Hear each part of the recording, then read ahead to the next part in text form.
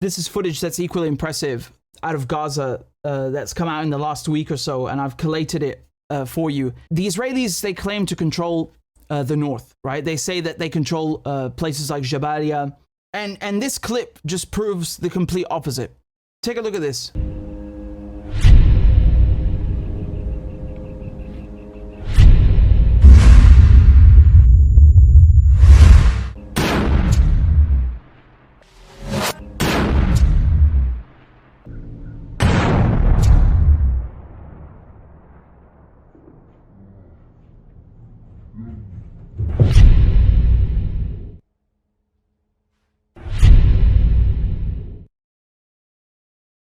And now this is 2 Israelis with 1 bullet.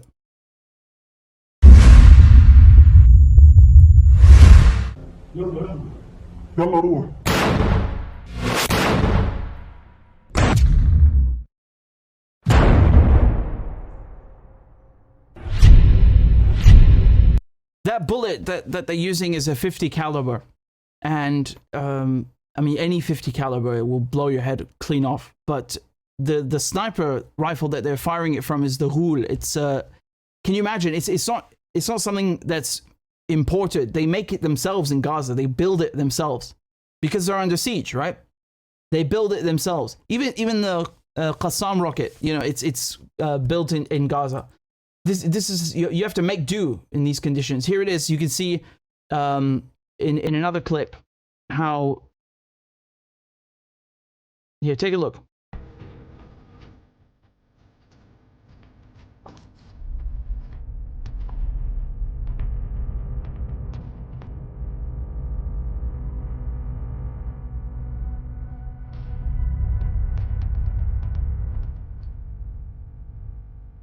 قسما لا ضربت الكعبة سيهزمون ويكذبون فالساعة نعبدهم والساعة أدهمهم الله أكبر ولله الحمد الله أكبر ولله الحمد الله أكبر ولله الحمد.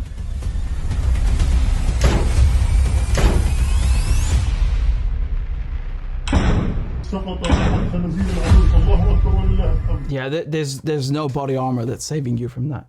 Forget about it. And here there's another one. There's another one, 2 Israelis, 1 bullet. And again, I'm showing you this because it's exceptional combat journalism. And on top of that, it shows you how the Israelis control nothing in Gaza. The fighters, the Qassam fighters, control Gaza. And the Israelis enter at their mercy.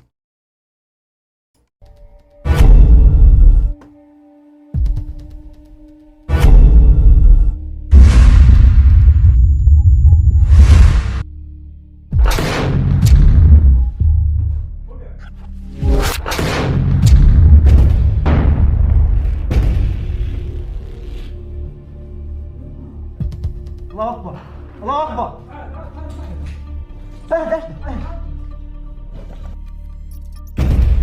على الواحد.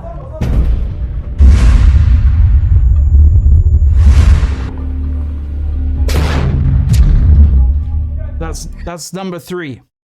Now this is part of an Al Jazeera investigation where they showed a 3-part ambush that the fighters had laid out for the Israelis, and it's quite incredible because after this, what happened is that the Israelis came and found the entrance to the tunnel, and the Hamas fighters had already booby-trapped it and were waiting for them. So you can just see how this team that we just looked at, the 3 who were taken out, they're under surveillance the whole time. Okay, look at this. It's kind of funny. The Israeli, he's standing there with his binoculars. He even looks into the camera and he doesn't know. القسام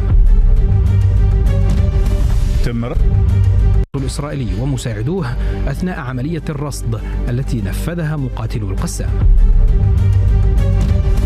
تم رصد Right, so they then get the 3 of them and then they come back.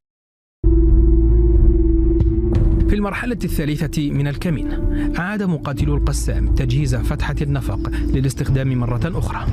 في هذه الصور الخاصة بالجزيرة تظهر عملية تفخيخ فتحة النفق استعدادا لعودة القوات الإسرائيلية. بالفعل بعد ساعات قليلة على ما يبدو ليلة الثلاثاء عادت القوات الإسرائيلية إلى المنطقة مرة أخرى، كما يظهر في هذه الصور الخاصة بالجزيرة. الأهم أن الجنود الإسرائيليين وصلوا بالفعل إلى فتحة النفق المفخخة. هنا بدأت المرحلة الثالثة من الكمين. خليهم يجهزوا حالهم بالضبط، يجهز التفجير وعلى الكبسة.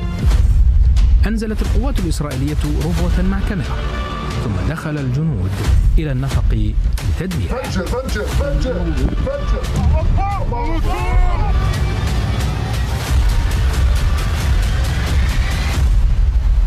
I mean, just from where the camera is placed and the size of the buildings, that is a massive, massive explosion. It is absolutely ridiculous. The size of that thing, because you can't see so clearly in the tunnel, obviously, right? The camera in there is probably gone. But just look at the size of that blast. No one survived that. No one survived that. So, you know, again, you see how the Qassam fighters, they're specifically targeting military assets. They're not behaving like the Israelis. The Israelis, they target civilians. And even on October 7, most of the people, they're Israeli army. In this case, they're all military targets. They're even recording it for you, so you cannot possibly deny what's going on. These are just people, you know, who are in their homes and they're resisting an invading force. They're guerrilla fighters. Guerrilla fighters, remember that. So, you know, the Israelis, they talk a lot about how militarily superior they are. October 7 destroyed that, and every day since then has just been further proof that they do not have the upper hand. They absolutely do not, in any way.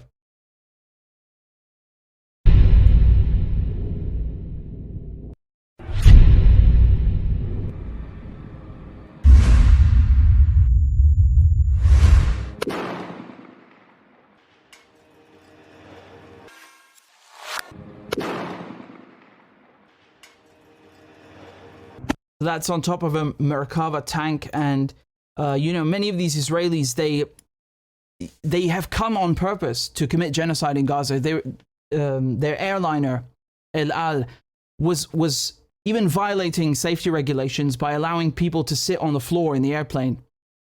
They were literally filling the Israeli planes with reservists who wanted to fly into Gaza and commit genocide. So it's not just that the Israelis have mandatory military service. They have come, even those who could technically escape it because they're outside of Israel, they came on purpose back there to Gaza to commit genocide, and you know, this is what awaits them, I suppose. You can see here the Qassam fighters, they even built their own rocket-propelled grenade, or alternative to the RPG. The RPG-7, and it's called the Yassin.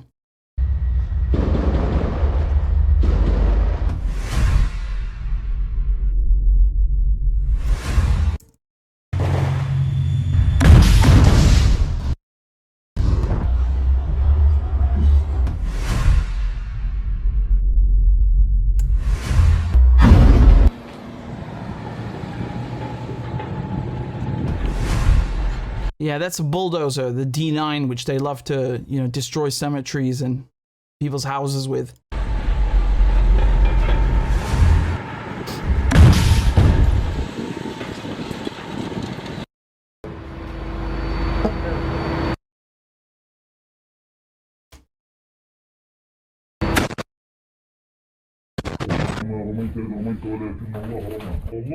These are mortars being fired. Allahu Akbar! Allahu Akbar! On June the 2nd, the Israelis announced that they had sustained 46 casualties within 24 hours. Okay, so that's both officers and NCOs and the rest. Okay, so that was the highest. The highest amount of casualties in any day since October 7, all right? 2nd of June. This is more footage from just yesterday.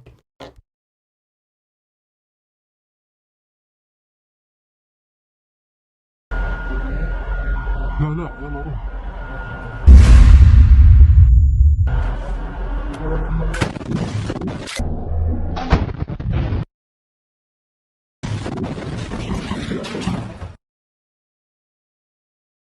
it's so funny.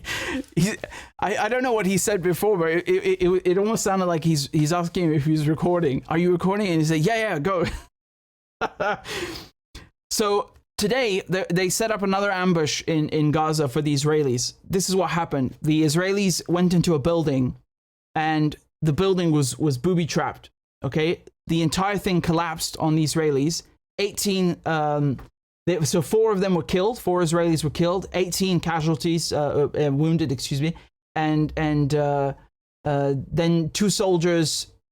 They had 2 soldiers stuck in the rubble that needed to be rescued. And then the Qassam fighters fired mortar shells at the Israelis that came to rescue them. Okay, so again, that's 4 killed, 18 injured, 2 stuck inside under the rubble, and they then fired mortars at the rescue teams.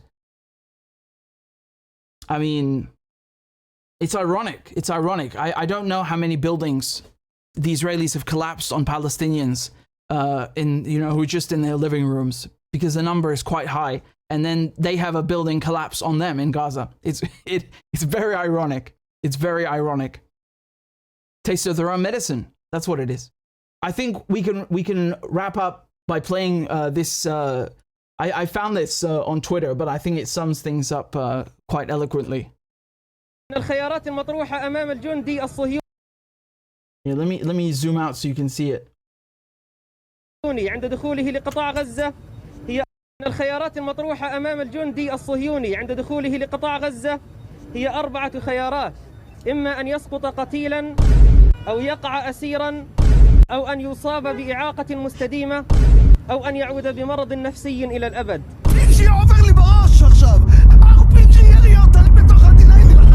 It's a nasty fate. It's a nasty fate. You know, the reason that they hate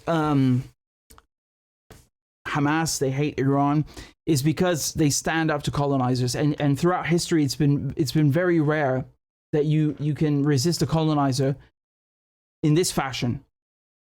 Right? They're not used to this. That they're making their own weapons. They have missiles, rockets. They're not used to that, right? I'm talking about the whole resistance axis right now. So logically, there's demonization that comes as a result in the media, because the media are crap. You know, they're government mouthpieces, so they speak like the government. That's it. Again, YouTube demonetized my channel because I'm not allowed to say naughty things about Israel. Telling the truth is forbidden. So if you are able to donate a few dollars on PayPal or on a monthly basis on Patreon, please consider doing it, because it would really help me continue my journalism and support independent media. So I'd be very grateful. And the links are in the description and also in the chat. Thank you guys very much again for all your donations and all your kind comments. I appreciate it very much.